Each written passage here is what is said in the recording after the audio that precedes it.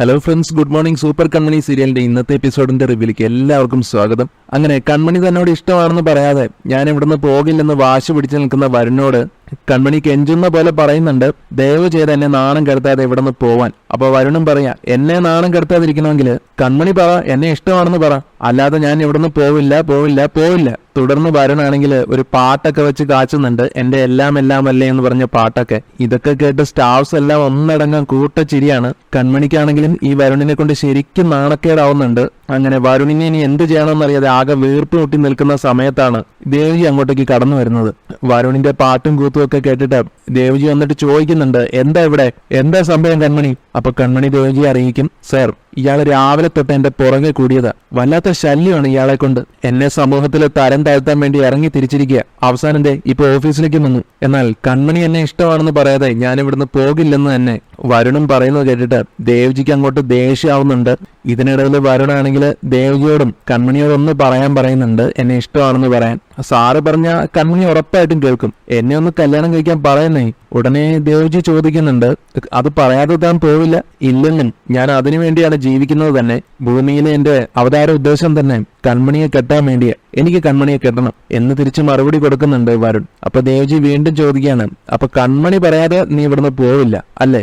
മരിച്ചാലും പോവില്ലെന്നുള്ള നിലപാടിലാണ് വരുൺ നിൽക്കുന്നത്. മാത്രമല്ല, ഇനി നിങ്ങൾ പോലീസിനെയോ പട്ടാളത്തിനെയോ ആരെ വേണമെങ്കിൽ വിളിച്ചോ, യുദ്ധവിമാനങ്ങൾ കൊണ്ടിറക്കിയിട്ട് എന്റെ മണ്ടയ്ക്ക് ബോംബ് വരെ എറിഞ്ഞു, എന്നാലും ഞാൻ പോവില്ല. ഇതെല്ലാം കേൾക്കുന്ന ദേവജി, അപ്പൊ എന്തൊക്കെ സംഭവിച്ചാലും നീ പോവില്ല അല്ലേ? ഇല്ലെന്ന് വരുൺ വീണ്ടും പറഞ്ഞപ്പോ, യുദ്ധവിമാനവും പട്ടാളവും ഒന്നുമില്ലാതെ തന്നെ പുറത്താക്കാമെന്ന് ഞാനൊന്ന് നോക്കട്ടെ.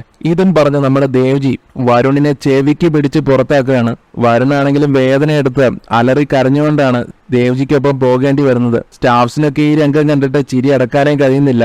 വരുൺ പോയതിനു ശേഷം കൺമണിയോട് ഒരു സ്റ്റാഫ് പറയുന്നുണ്ട്, കൺമണി കല്യാണം കഴിക്കാൻ പോകുന്ന ആള് കൊള്ളാലോ എന്നിങ്ങനെ. ഈ വരുൺ കാരണം എല്ലാവർക്കും മുമ്പിൽ നാണം കെട്ടതോർത്ത് കൺമണിക്ക് സങ്കടവും ദേഷ്യവും ഒക്കെ തോന്നും.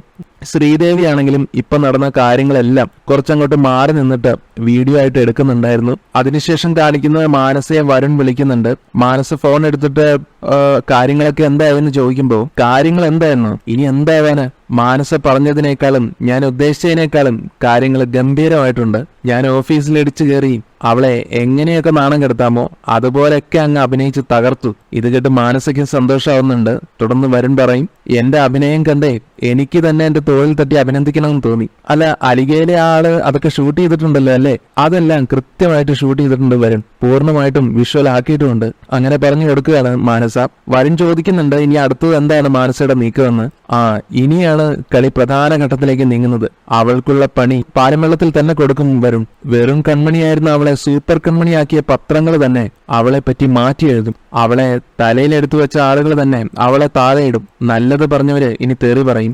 മാനസയുടെ ഈ വാക്കുകളെല്ലാം കേട്ടിട്ട് എനിക്ക് കുളിര് കോരുന്നെന്നാണ് വരുൺ പറയുന്നത്. അപ്പൊ പിന്നെ നടന്നു കഴിഞ്ഞാൽ എന്തായിരിക്കും എന്റെ അവസ്ഥ എന്നും ആലോചിക്കുന്നു. തുടർന്ന് മാനസയോട് ആ ആവശ്യവും പറയുന്നുണ്ട്. കൺമണിയെ എനിക്ക് കിട്ടാൻ വേണ്ടി മാനസ എന്റെ കൂടെ കട്ടയ്ക്ക് നിൽക്കണമെന്ന്. അതിന് ഉറപ്പും കൊടുക്കുന്നുണ്ട് മാനസ.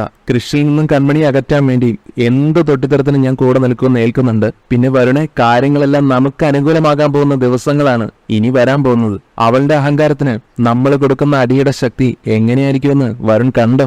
അവളെ ഝാൻസി റാണി എന്ന് വിളിച്ചവര് അവളെ വഞ്ചകി എന്നും അവസരവാദി എന്നും ദുഷ്ടജീവി എന്നൊക്കെ വിളിക്കുന്നത് കേൾക്കാം. അവള് പതറി നിൽക്കുന്ന ആ അവസ്ഥയില് വരുൺ അവളെയും കൊണ്ട് പോയിക്കോണം. അത് കേട്ട ഉടനെ വരുണും തിരിച്ചു പറയുന്നുണ്ട്, കൃഷ്ണയും കൊണ്ട് മാനസയും പോയിക്കോളണമെന്ന്, അല്ലെങ്കിൽ അവനെ ആയുസെത്താതെ ചാവുമെന്നും പറയുന്നു. അപ്പൊ വരുൺ ഇങ്ങനെ മാനസയോട് ഫോണിലൂടെ സംസാരിക്കുന്നതെല്ലാം അരികിലെ ഒരു സീനിയർ ഉദ്യോഗസ്ഥൻ കാണുന്നുണ്ട് കേട്ടോ. അയാളാണെങ്കിൽ വരുൺ പറയുന്നതെല്ലാം കേട്ടിട്ട് വരുണിനെ തന്നെ ഇങ്ങനെ ഉറ്റുനോക്കി നിൽക്കുന്നുണ്ട്.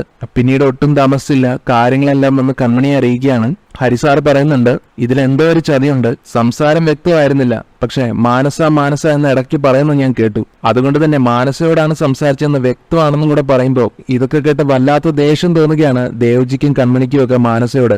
മാത്രമല്ല, എന്തൊക്കെയോ പ്ലാൻ ചെയ്യണം, നാറ്റിക്കണം എന്നൊക്കെ പറയുന്നത് ഞാൻ കേട്ടു. അതിൽ നിന്നും കൺമണിക്ക് ഒരു കാര്യം മനസ്സിലാവുകയാണ്, കുറച്ചു മുൻപ് വരുൺ ഓഫീസിൽ വന്ന് നാറ്റിച്ചതിന് പിന്നിൽ എന്തോ ഒരു ഉദ്ദേശം ഉണ്ടെന്ന്. ദേവ്ജിക്കും അതേ അഭിപ്രായം തന്നെയാണ്. അവൻ ഇവിടെ വന്ന് കാട്ടിക്കൂട്ടിയതെല്ലാം കൃത്യമായിട്ടുള്ള ഒരു സ്ക്രിപ്റ്റ് പ്രകാരമാണ്. പക്ഷേ കൺമണി അത് കേട്ട് പറയും, അവൻ എന്ത് നാടകം വേണമെങ്കിലും അവതരിപ്പിച്ചോട്ടെ, ഇതൊരു ഓഫീസ് ആയതുകൊണ്ട് മാത്രമാണ് ഞാൻ ക്ഷമിച്ചത്. അന്ന് അവൻ വീട്ടിൽ ഇടിച്ചു കയറി താമസിച്ചപ്പോ ഞാൻ അവനോട് എങ്ങനെയാണ് പ്രതികരിച്ചതെന്നൊക്കെ അവന് നന്നായിട്ട് അറിയാം. അവന്റെ നാടകം അവന്റെ കയ്യിൽ ഇരിക്കുകയുള്ളൂ.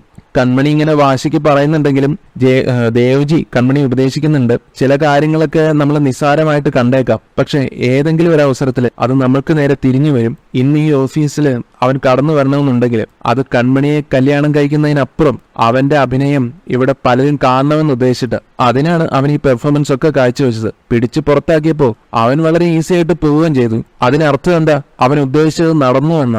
നീർക്കോലി കടിച്ചാലും അത്താഴം മുടങ്ങുമെന്നാണല്ലോ. അതുകൊണ്ട് ഇവനെ അങ്ങനെ അങ്ങ് അവഗണിച്ച് കളയണ്ടെന്ന് ദേവ്ജി പറഞ്ഞു കൊടുക്കുന്നുണ്ട് കൺമണിക്ക്. തുടർന്ന് ഹരിയോടായിട്ട് ദേവ്ജി നമ്മുടെ CCTV ദൃശ്യങ്ങളെല്ലാം പരിശോധിച്ച് ആരൊക്കെയാണ് വീഡിയോ എടുത്തിട്ടുള്ളതെന്നൊന്ന് നോക്കണം. മാത്രമല്ല വീഡിയോ ഷൂട്ട് ചെയ്തവരോടെല്ലാം അത് ഡിലീറ്റ് ചെയ്ത് കളയാനും പറയണം. അങ്ങനെ ചെയ്യാമെന്ന് സമ്മതിച്ച് ഹരി അവിടുന്ന് പോകും. അതിനുശേഷം കൺമണിയാണെങ്കിലും ദേവ്ജിയോട് സർ പറയുന്നതെല്ലാം കേട്ട് കഴിഞ്ഞപ്പോ എനിക്ക് ഒരു പേടി, എന്നാൽ കൺമണിയോട് പേടിക്കണ്ടെന്നും പക്ഷെ നമ്മളൊന്ന് കരുതിയിരിക്കുകയാണ് വേണ്ടതെന്നും ദേവ്ജി മുന്നറിയിപ്പ് കൊടുക്കുന്നുണ്ട്. ഗൂഢാലോചനകൾ പലതും നടക്കും, ചിരിക്കുന്ന മുഖങ്ങൾക്ക് പിന്നില് ഒരു പക ഒളിഞ്ഞു കിടപ്പുണ്ടാവുമെന്നും ദേവ്ജി കൺമണിയെ ഓർമ്മിപ്പിക്കുന്നു. കൺമണിയോട് ഇനി ശ്രദ്ധിച്ചാൽ മതിയെന്നും ചിലപ്പോൾ ആരെ കൊണ്ടെങ്കിലുമൊക്കെ മനഃപൂർവ്വം വീഡിയോ എടുപ്പിക്കുക എന്നുള്ളതായിരിക്കും. ആ ഒരു ഉദ്ദേശത്തോടെയാണോ അവൻ വന്നതെന്ന് എനിക്ക് സംശയമുണ്ട്. എന്തായാലും നമുക്ക് നോക്കാം എന്നും പറഞ്ഞിട്ടാണ് ദേവ്ജി പോകുന്നത്. ശ്രീദേവി ആണെങ്കിൽ താൻ എടുത്ത വീഡിയോ വിഷ്വൽസ് ഒക്കെ നോക്കിയിട്ട് എല്ലാം കൃത്യമായിട്ട് ഞാൻ എടുത്തിട്ടുണ്ട്, അത് നല്ല സൂപ്പർ ക്ലാരിറ്റിയിൽ തന്നെ എന്നൊക്കെ മനസ്സിൽ പറഞ്ഞിട്ട് ഉടനെ തന്നെ മാനസയ്ക്ക് വോയിസ് മെസ്സേജ് അയക്കുകയാണ്.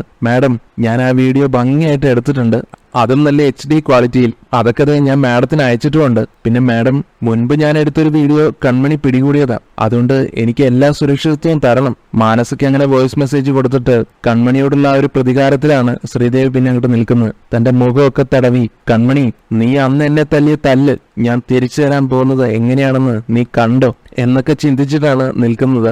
മാനസൊക്കെ ആണെങ്കിലും വീഡിയോ എല്ലാം നല്ല രീതിക്ക് ശ്രീദേവി എടുത്തിട്ടുണ്ടെന്നും അത് അയച്ചിട്ടുണ്ടെന്നും പറഞ്ഞു കേൾക്കുമ്പോൾ സന്തോഷമാവുന്നുണ്ട്. ശ്രീദേവി അയച്ചു കൊടുത്ത വീഡിയോ നോക്കുന്നുണ്ട്. എല്ലാം കണ്ടപ്പോ മാനസയ്ക്കും ഇത് കൊള്ളാം, അടിപൊളിയായിട്ടുണ്ട്, സൂപ്പർ എന്നെല്ലാം തനിയെ പറഞ്ഞുകൊണ്ട് സന്തോഷിച്ച് അങ്ങനെ ഇരിക്കുന്ന സമയത്താണ് ഹേമ വന്നിട്ട് എന്താ നീ ഇരുന്ന് തനിയെ ചിരിക്കുന്നതെന്ന് ചോദിക്കുന്നത്. ഇതാണമ്മേ വിജയച്ചിരി, ജയിക്കാൻ പോകുന്നതിന്റെ ചിരി. കൺമണിയുടെ അവസ്ഥ വെച്ച് നോക്കിയാൽ ഇതിനെ കൊലച്ചിരിയെന്നും വേണമെങ്കിൽ പറയാം. എന്നാൽ ഹേമയ്ക്ക് ഇതൊന്നും കേട്ടിട്ടും വലിയ വിശ്വാസം തോന്നുന്നില്ല. നീ ഇപ്പൊ ഇങ്ങനെയൊക്കെ പറയും, പക്ഷെ അവസാനം വിജയിക്കാൻ പോകുന്നത് ആ കൺമണി തന്നെയല്ലേ. എന്നാൽ എപ്പോഴത്തെ പോലെ അല്ല ഇപ്പോഴൊന്നും. ഈ വീഡിയോ ഒന്ന് കണ്ടു നോക്കാനും പറഞ്ഞ് ഹേമയും അത് കാട്ടിക്കൊടുക്കുന്നുണ്ട്. ഇതിലൂടെയാണ് അവൾക്ക് ഞാൻ കൊടുക്കാൻ പോകുന്ന 8ന്റെ പണി, 8ന്റെ അല്ല 16ന്റെ പണി. ഇതോടെ അവളുടെ 16 നടത്തും. ഹേമയ്ക്കാണെങ്കിൽ ആ വീഡിയോ കണ്ടിട്ട് പ്രത്യേകിച്ചൊന്നും മനസ്സിലാവുന്നില്ല. എന്താണെന്ന് ചോദിക്കുന്നുണ്ട് മാനസയോട്. ഇതൊരു കഥയാണമ്മേ, കഥന കഥ. വഞ്ചിക്കപ്പെട്ട ഒരു ചെറുപ്പക്കാരന്റെ കഥന കഥ. ഒരു ചെറുപ്പക്കാരനെ വിവാഹ വാഗ്ദാനം നൽകി അയാളെ ഒരു പെണ്ണ് വഞ്ചിച്ചു. അയാളിൽ നിന്ന് ലക്ഷങ്ങളൊക്കെ ഊറ്റിയെടുത്തു. ഇനി അയാളിൽ നിന്ന് പണം വരില്ലെന്ന് അറിഞ്ഞപ്പോ അയാളെ ചവറ്റുകൊട്ടയിലേക്ക് വലിച്ചെറിഞ്ഞു. പുതിയ കാശുകാരനെ കണ്ടുപിടിച്ച് അയാളുടെ പുറകെ പോയി. അങ്ങനെ പോയ കൺമണിയുടെ കഥ ലോകം അറിയാൻ പോവുകയാ. അവളെ ഞാൻ ആ സൈക്കോയെ കൊണ്ട് തന്നെ കെട്ടിക്കും. അങ്ങനെ മാനസ തന്റെ പദ്ധതികളെല്ലാം ഹേമയ്ക്ക് വിവരിച്ചു കൊടുത്തപ്പോ ഹേമയാണെങ്കിലും പിന്നെയും സംശയത്തോടെ ചോദിക്കുന്നുണ്ട്, ഇതൊക്കെ വല്ലതും നടക്കുമെന്ന്. നീ ഇതിന്റെ അപ്പുറത്തെ പ്ലാനുകൾ കൊണ്ടുവന്നിട്ടുണ്ട്, പക്ഷെ ഒന്നുകൊണ്ടും അവളെ തോൽപ്പിക്കാൻ പറ്റിയിട്ടില്ലല്ലോ. എന്നാൽ മാനസ അതിനും പറഞ്ഞു കൊടുക്കും. യുദ്ധങ്ങൾക്ക് ഇറങ്ങുമ്പോഴേ ജയം മാത്രം പ്രതീക്ഷിച്ചാൽ പറ്റില്ല. ഹേമയും അത് സമ്മതിച്ചു കൊടുക്കുന്നുണ്ട്. എങ്കിലും പറയും, ശരി തോൽവി ഉണ്ടാവും, പക്ഷെ നിനക്ക് തോൽവി മാത്രമല്ലേ ഉണ്ടാവുന്നുള്ളൂ. നീയെ പ്ലാൻ ചെയ്യുന്ന ഒന്നും നടക്കുന്നില്ലല്ലോ. അല്ല മോളെ, ഞാൻ ഇപ്പോഴും പറയുന്നതേ നമുക്കിതൊക്കെ അവസാനിപ്പിച്ച് തിരികെ പോകാവുന്ന. ജീവിതം ചുമ്മാ പാഴാക്കി കളയരുത്. എന്നാൽ മാനസ തന്റെ ഉറച്ച തീരുമാനത്തിൽ തന്നെയാണ്. കുറച്ച് ദിവസങ്ങൾ പോയി കിട്ടിയാലും അവസാന ലക്ഷ്യം സാധിച്ചെടുത്താൽ പോരെ അമ്മേ. ഞാൻ ഉദ്ദേശിക്കുന്നിടത്ത് തന്നെ കാര്യങ്ങൾ എത്തിച്ചിരിക്കും. ദാ ഈ വീഡിയോ ഇതൊരു ബോംബാ. ഇത് ഞാൻ കൺമണിയുടെ തലയിലേക്ക് ഡ്രോപ്പ് ചെയ്യാൻ പോവുക.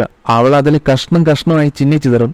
അവിടെയാണ് ഞാൻ എന്റെ ലക്ഷ്യം പൂർത്തീകരിക്കുന്നത്. ഇതൊക്കെ കേട്ട് ഹേമയാണെങ്കിൽ നീ എന്താന്ന് വെച്ചാൽ ചെയ്യും, പക്ഷെ വിവാഹക്കാര്യത്തിൽ എത്രയും പെട്ടെന്ന് ഒരു തീരുമാനം ഉണ്ടാക്കാൻ ഉപദേശിക്കുമ്പോൾ ഇതിലെല്ലാത്തിലും ഒരു തീരുമാനം ഉണ്ടാകുമെന്നാണ് മാനസ ഉറപ്പോടെ പറയുന്നത്. അതിനുശേഷം കാണിക്കുന്ന വീട്ടിലിരിക്കുന്ന കൃഷിന്റെ അടുത്ത് വന്നിട്ട് സാഗർ ചോദിക്കുന്നുണ്ട്, ഇന്ന് നീ ഓഫീസിലേക്കൊന്നും പോയില്ലേന്ന്. അത് പിന്നെ ശങ്കർ മോഹൻ ടീമുമായിട്ട് ഒരു വീഡിയോ കോൺഫറൻസ് ഉണ്ടായിരുന്നു, അത് കഴിഞ്ഞിട്ട് പോകാമെന്ന് കരുതി. ഇപ്പതേ മീറ്റിംഗ് എല്ലാം കഴിഞ്ഞു. നമ്മുടെ ആ ഡിസൈനിന്റെ ലോഞ്ചിങ് അവര് ഗംഭീരാക്കാൻ പോവാണെന്നാണ് ഞാൻ അറിഞ്ഞത്. പാരീസിൽ നടക്കുന്ന ഇന്റർനാഷണൽ ഫെസ്റ്റിവലിലാണ് ആ ഡിസൈൻ ലോഞ്ച് ചെയ്യാൻ തീരുമാനിക്കുന്നതും കൂടെ കൃഷി അറിയിക്കുമ്പോൾ സാഗറിനും സുജാതയ്ക്കും അത് കേട്ട് സന്തോഷമാവും. അലികയ്ക്ക് ഇതൊരു അഭിമാന മുഹൂർത്തമാണെന്ന് തന്നെ സാഗർ പറയുന്നുണ്ട്. അതേന്ന് പറയുന്നുണ്ട് കൃഷും.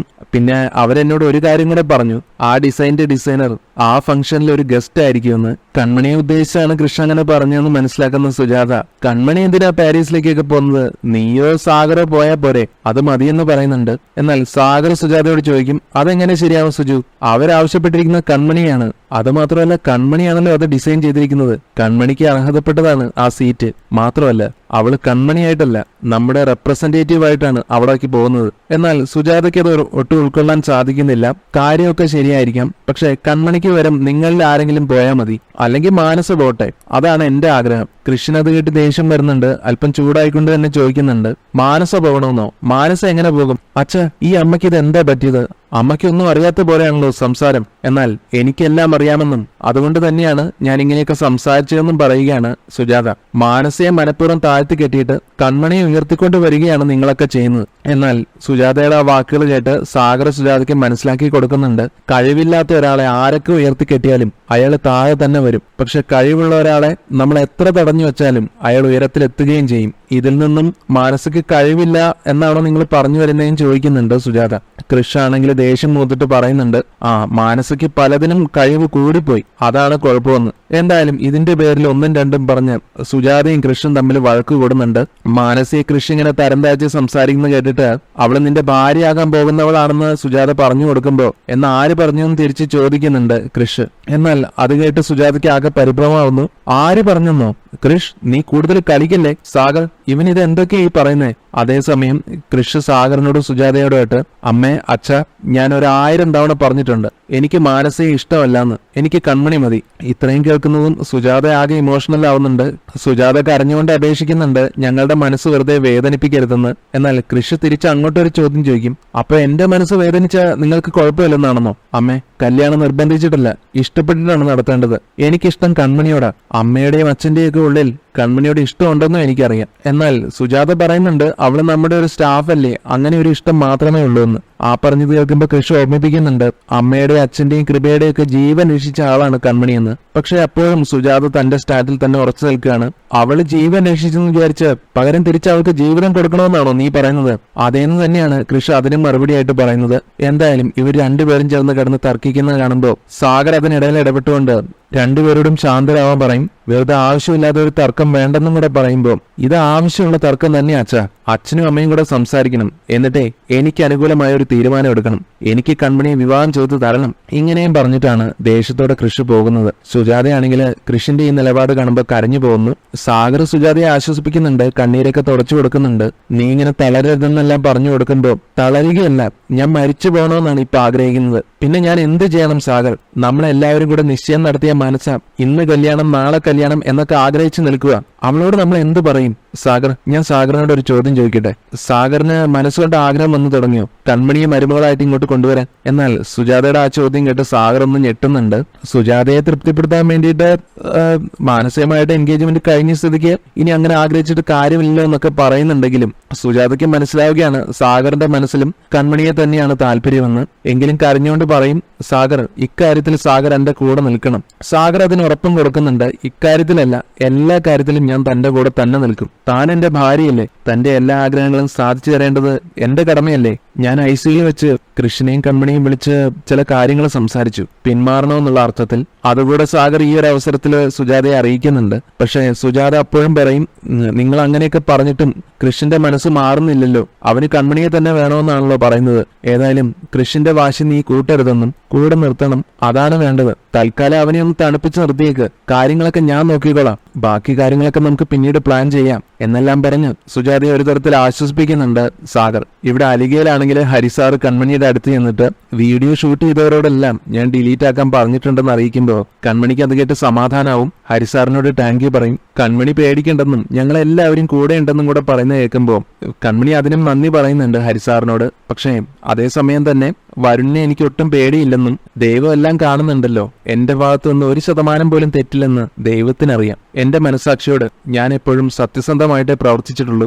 ആ ഒരു സമാധാനം എപ്പോഴും എന്റെ കൂടെ ഉണ്ട്. പിന്നെ ഒരാൾ നമ്മളെ നശിപ്പിക്കാനായിട്ട് ഇറങ്ങി തിരിച്ചാൽ അയാൾക്ക് ചിലതൊക്കെ ചെയ്യാൻ സാധിച്ചേക്കാം, പക്ഷേ സത്യം നമ്മുടെ ഭാഗത്താണെങ്കിൽ അവസാന വിജയം നമ്മൾക്ക് തന്നെയായിരിക്കും എന്നും കൂടെ ഇതേ അവസരത്തിൽ പറയുന്നുണ്ട് കൺമണി.